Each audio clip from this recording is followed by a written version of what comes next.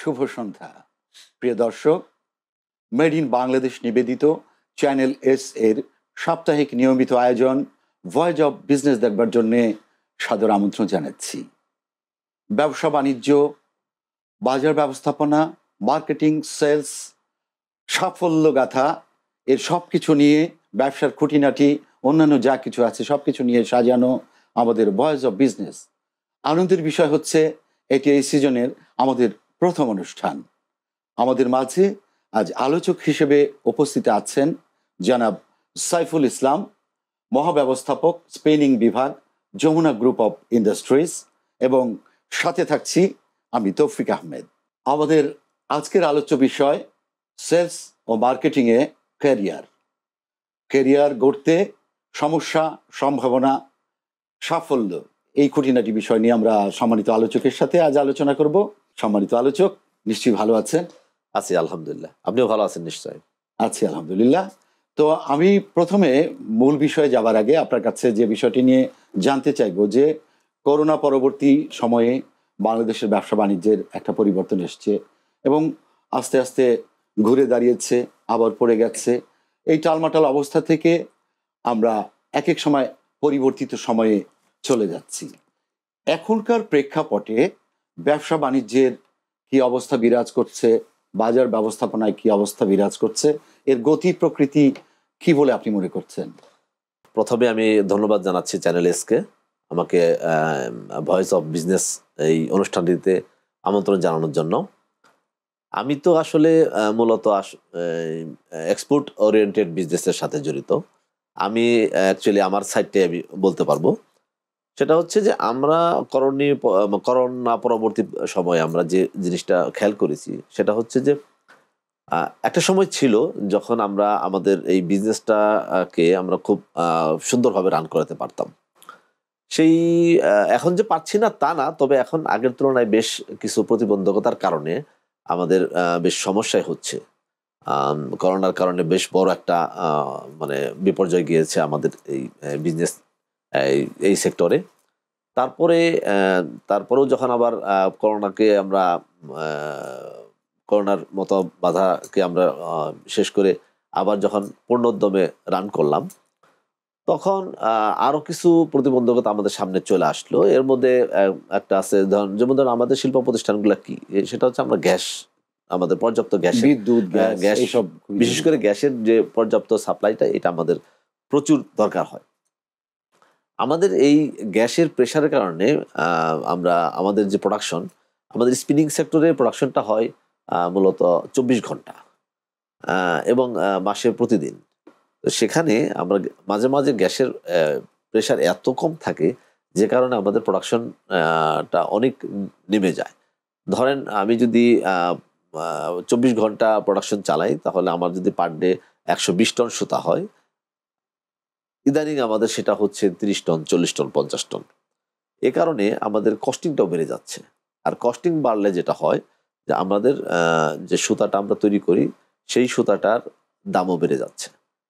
এখন গার্মেন্টসের যারা ক্রেতা আমাদের, তারা যেটা করেন সেটা হলো তাদেরও তো কস্ট মিনিমাইজ করতে হয়। তারা কস্ট মিনিমাইজ করতে গিয়ে দেখা গেছে যে পাশের দেশ অথবা ভিয়েতনাম অথবা ইন্দোনেশিয়া, যেখান থেকে তারা পারে সেখান থেকে সুতা আমদানি করছে। এতে আমদানি করাতে তারা দেখা গেছে যে আমাদের যে কস্টিংটা আজকে বেড়ে এত দূর আসছে, তার চেয়ে অনেক কমে তারা ওখান থেকে আমদানি করতে পারে। সেই কারণে তাদেরও তো আসলে সার্ভাইভ করতে হয়, তাদেরও কস্ট মিনিমাইজ করতে হয়, যেখান থেকে যেভাবে পারে কস্ট মিনিমাইজ করে তাদের বিজনেসটাকে ধরে রাখতে হয়।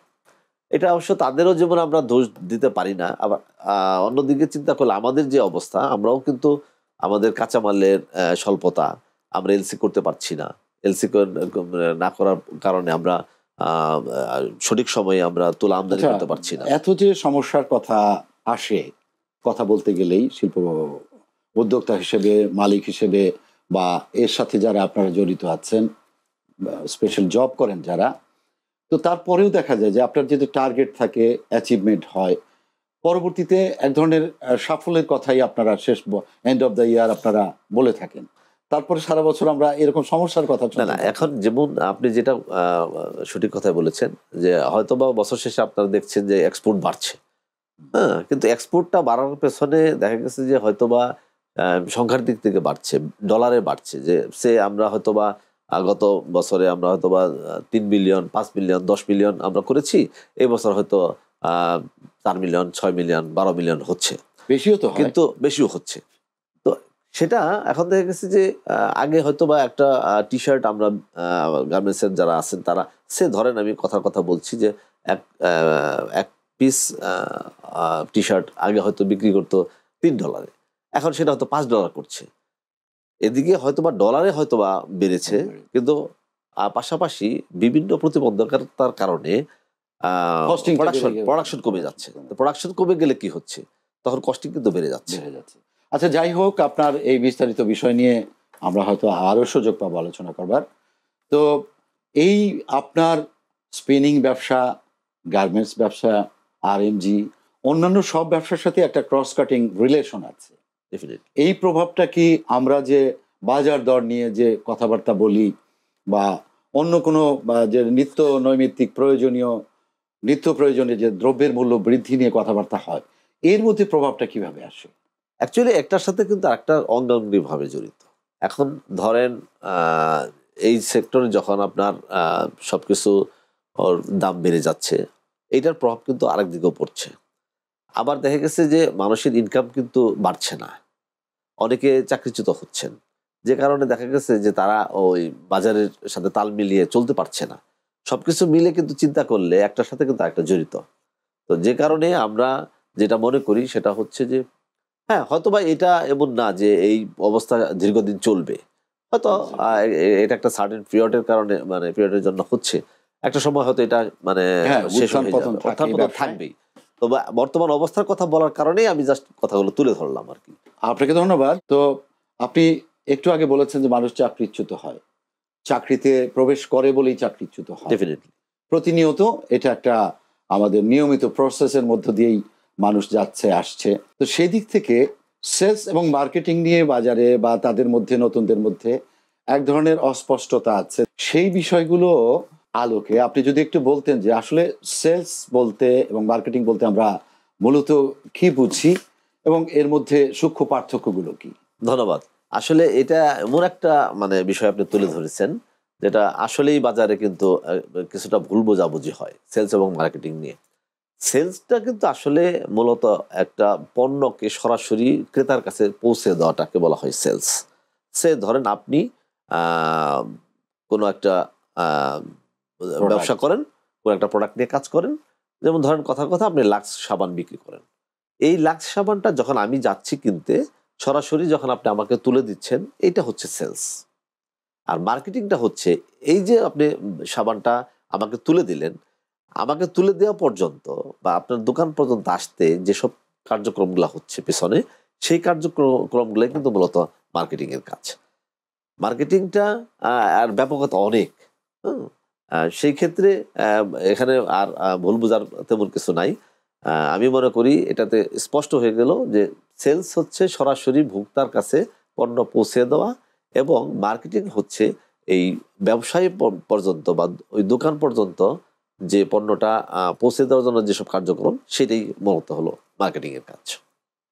ধন্যবাদ আপনাকে। তো এই বিষয়ের বিস্তারিত আলোচনার ক্ষেত্রে আমরা যদি মনে করি যে এই যে ভুল বোঝাবুঝির যে বিষয়টা হয়, এইটা কিভাবে হয়, যে কি ভুলটা বুঝে? না, আমরা আসলে মূলত কিন্তু আসলে আমরা যেটা বুঝি সেলস এবং মার্কেটিংটাকে এক করে আচ্ছা, ফেলি। সেলস এবং মার্কেটিংকে এক করে ফেলি। যেমন মার্কেটিংটাকে আমরা পারচেজের সাথেও জড়িয়ে ফেলি। একটা সময় কিন্তু আমরা যখন শপিং করতে যেতাম, অনেকে বলতো যে কোথায় যাচ্ছ? তো আমরা বলছিলাম মার্কেটিং করতে যাচ্ছি। অ্যাকচুয়ালি সেটা তো মার্কেটিং করতে যাচ্ছি না আমরা। আমরা যাচ্ছি হলো শপিং করতে। তো ওইটাকেও কিন্তু মানুষের মার্কেটিং মনে করত। সেইরকম এখন মার্কেটিংয়ে যারা আমরা জব করি, ম্যাক্সিমাম জায়গায় কিন্তু এটাকে গুলিয়ে ফেলে। দেখা গেছে যে একজন মার্কেটিং অফিসারের যে কাজ, সে সেই কাজটা না করে তাকে দিয়ে আসলে সরাসরি সেলসের কাজটা করানো হচ্ছে। সে সরাসরি অর্ডার কালেক্ট করছে, সরাসরি মানে বিক্রির সাথে জড়িত হয়ে যাচ্ছে। কিন্তু মার্কেটিংয়ের মানে বিপণনটা তো আসলে বিক্রয় না, প্রমোশন, প্রমোশনের ব্যাপার বিজ্ঞাপন, আছে, এখানে অনেক কিছু আছে। যেমন ধরেন প্রচার প্রচারণা। আমরা 4P কথা শুনেছি মার্কেটিং এ, সেটা হচ্ছে প্রোডাক্ট, প্রাইস, প্রমোশন এবং প্লেস। তো প্রোডাক্ট, ওই প্রোডাক্টটা হচ্ছে মানে আপনি যে জিনিসটা নিয়ে কাজ করছেন সেই প্রোডাক্টটা হলো আপনার মার্কেটিং একটা অংশ। এর সাথে আছে প্রমোশন। এই প্রোডাক্টটাকে ভোক্তার কাছে পৌঁছে দেওয়ার জন্য অনেক ধরনের প্রমোশনাল অ্যাক্টিভিটিস করা হয়। সেই অ্যাক্টিভিটিসগুলো যখন মানে করা হয়, যেমন সেটা হতে পারে বিজ্ঞাপন, হতে পারে নিউজ পেপারে অ্যাড, যে কোনো ধরনের প্রমোশন হতে পারে, মাইকিং হতে পারে, যে কোনোভাবেই এটার প্রচারণা করা যায়। আমরা এই বিষয়ে আরো আলোচনা শুনবো। আলোচনা জমে উঠেছে, ছোট্ট একটু বিরতি নিতে হবে, বিরতির পর এসে আবার কথা বলবো। প্রিয় দর্শক, আমরা নিয়ে নিচ্ছি ছোট্ট একটি বিরতি। বিরতির পর আমরা আবার ফিরবো, আমাদের সাথে থাকবেন আশা করছি।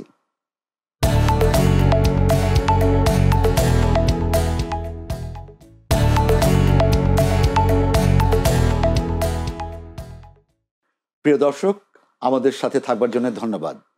আমন্ত্রণ জানাচ্ছি আরেকবার আমাদের ভয়েস অফ বিজনেসের সাথে থাকবার জন্য।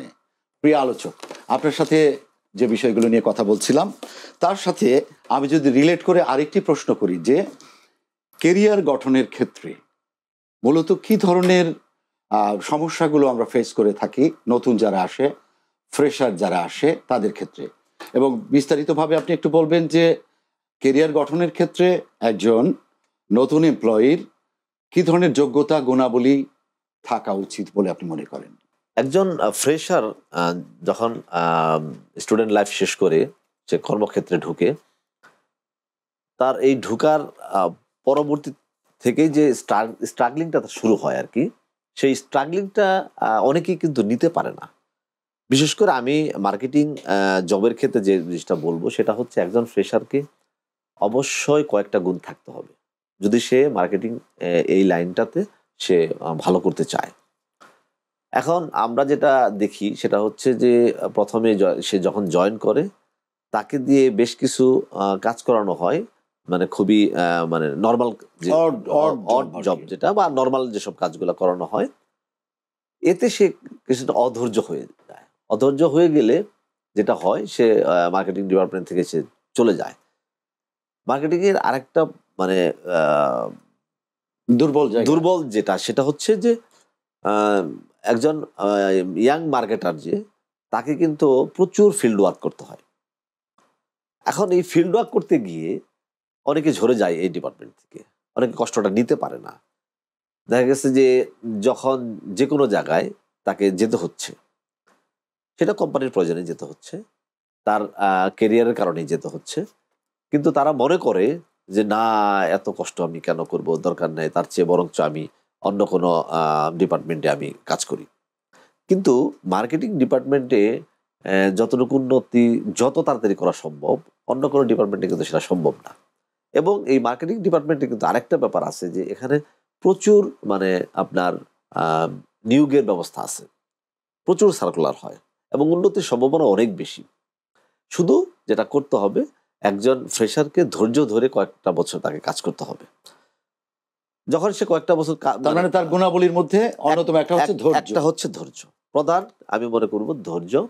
তারপরে তো তার আরো অনেক কিছু আছে, যেমন তাকে স্মার্ট হতে হবে, তার বাচন ভঙ্গি, তার চলাফেরা, তার ইংরেজিতে কথা বলা অথবা ইংরেজিতে লেখনের যে দক্ষতা সেটা থাকতে হবে, মানুষের সাথে মেশার মানে গুণাবলী থাকতে হবে, ডেডিকেশন থাকতে হবে, সততা তো অবশ্যই থাকতে হবে। এই জিনিসগুলো কিন্তু থাকতে হবে। আপনাকে নেটওয়ার্কিংটা ভালো রাখতে হবে। এখন ধরেন আমরা শুধু কাজ করে যাচ্ছি, এমনও আছে যে একই ডিপার্টমেন্টে 20 বছর আছে কিন্তু তার পদোন্নতি হচ্ছে না। এর কারণ কিন্তু ওই প্রতিষ্ঠান নয়, এর কারণ কিন্তু ওই ব্যক্তি নিজের। কারণ তার 20 বছরে যদি একজন মানুষের পদোন্নতি না হয়, তার মানে বোঝা যাবে যে এই মানুষটার কাছ থেকে আসলে কোম্পানি ওভাবে কিছু পাচ্ছে না, যে কারণে তাকে হয়তো পদোন্নতি দিচ্ছে না বা তার ক্যারিয়ারের উন্নতি হচ্ছে না। আপনাকে যে জিনিসটা করতে হবে, একটা ফ্রেশারকে যেটা করতে হবে সেটা হচ্ছে প্রথমে ধৈর্য সহকারে তাকে দেওয়া যেসব কাজগুলো আছে সেগুলো করতে হবে।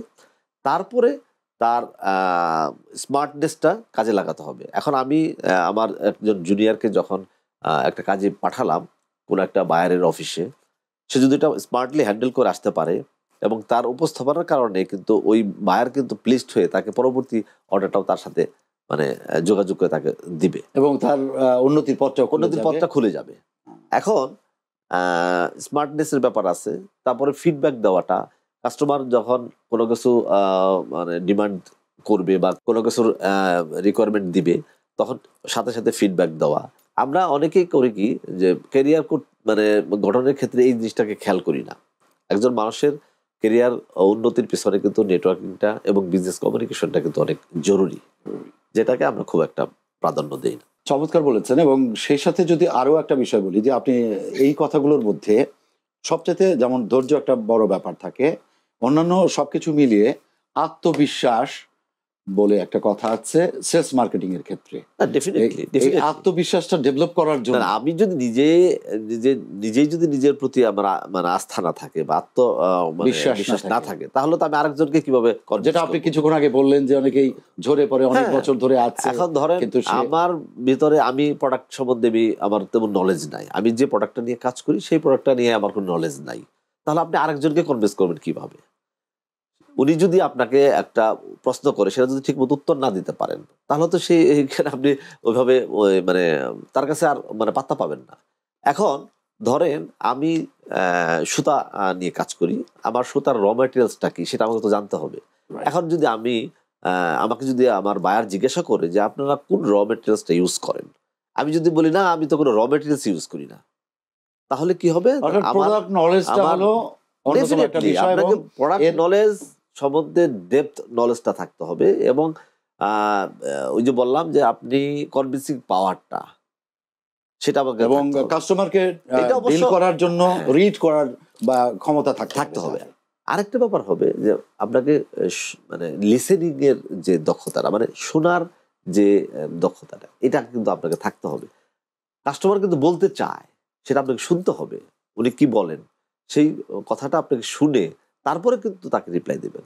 নারীদের প্রশ্নে যদি আপনাকে একটু জানতে চাই যে অর্থাৎ একজন ফিমেল এমপ্লয়ি কিভাবে একটা জায়গায় সে নিজেকে সফল করতে পারে, বা এই নারীদের সেলস মার্কেটিং এর ক্ষেত্রে ব্যারিয়ারগুলো কি বা সীমাবদ্ধতাগুলো কি বলে আপনি মনে করেন? ধন্যবাদ, আপনি খুব ভালো একটা প্রশ্ন করেছেন। আসলে এখন কিন্তু নারী এবং পুরুষ সমান তালে মানে এগিয়ে যাচ্ছে,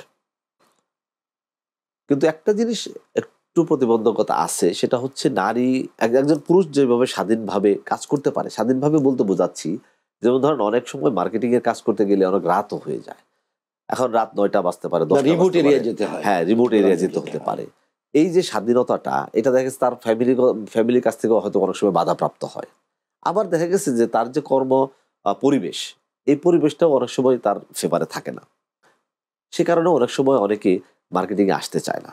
কিন্তু নারীরা কিন্তু অনেক উদাহরণ আছে যে নারীরা কিন্তু খুব ভালো করছে, তাদেরকে যদি সুযোগ দেওয়া হয়, তাদের যদি সেই পরিবেশটা মানে গড়ে দেওয়া হয়, তাহলে কিন্তু তারা খুব ভালো করতে পারে। আবার দেখা অনেক নারী আছেন যারা খুব ভালো করছেন, তাদের ক্যারিয়ারও খুব ভালো, অফিস এনভায়রনমেন্ট প্লাস তার কর্মপরিবেশ প্লাস হচ্ছে তার ফ্যামিলি যদি তাকে সাপোর্ট করে, তাহলে কিন্তু সে এগিয়ে যেতে পারবে। এই জিনিসটা যদি আমরা এনশিওর করতে পারি একজন ফিমেল এমপ্লয়ির ক্ষেত্রে, তাহলে হোয়াই নট। এই সব সংক্রান্ত বিষয় সমস্যা যেমন আছে, সম্ভাবনা অবশ্যই আছে। আসলে ব্যবসা বাণিজ্য নিয়ে কথা বলতে অনেক কথাই বলার থাকে, কিন্তু সময় তারা করছে, আলোচনা জমে ছিল, যদিও আমাদের শেষ করতে হবে। আপনাকে অনেক ধন্যবাদ। আপনাকেও ধন্যবাদ। প্রিয় দর্শক, এই ছিল আমাদের আজকের আয়োজন, মেড ইন বাংলাদেশ নিবেদিত চ্যানেল এস এর নিয়মিত সাপ্তাহিক আয়োজন ভয়েস অফ বিজনেস। সবাই সুস্থ থাকবেন, ভালো থাকবেন, সুন্দর থাকবেন এবং সবসময় আত্মপ্রত্যয়ী হয়ে আমরা যেন বলার চেষ্টা করি এ দেশটা আমাদের, দায়িত্ব আমাদের, এবং সবশেষে আমরা যেন দেশের জন্য একটু হলেও কিছু করে যেতে পারি।